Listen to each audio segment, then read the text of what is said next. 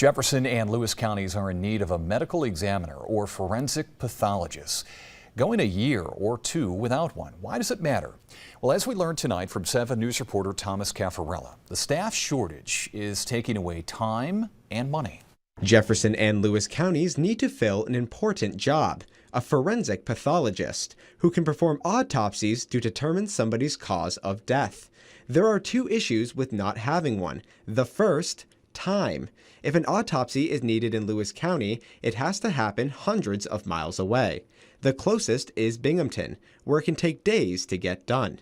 Richie Turk experienced this, losing his wife last month. Her autopsy, done in Binghamton, but she wasn't back in Lewis County in time for her funeral. She was not there for her funeral, for her family, and the over 500 people that came to the church to see her. Richie spoke to Lewis County lawmakers recently, urging them to find somebody fast so something like this doesn't happen to another family. To think hard of how you can get somebody here to take care of what you call your family, which is Lewis County. And Lewis County leaders are trying.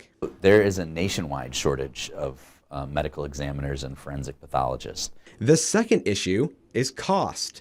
Traveling hundreds of miles away is causing Lewis County to budget more for autopsies to be done. When we had the relationship right here with Jefferson County, we only spent about $12,000 on transportation. This year we had budgeted $60,000. $5,000 is what Lewis County pays for each autopsy and transportation combined.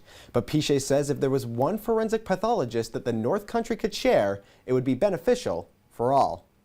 Jefferson County is budgeting extra too. $92,000 additional for more than 100 autopsies the county expects it'll need in 2024. Its autopsies are done near Syracuse. Meanwhile, St. Lawrence County also found itself in this position, but has since found somebody who works for St. Lawrence Health at Canton Potsdam Hospital and Messina Hospital. Thomas Caffarella, 7 News.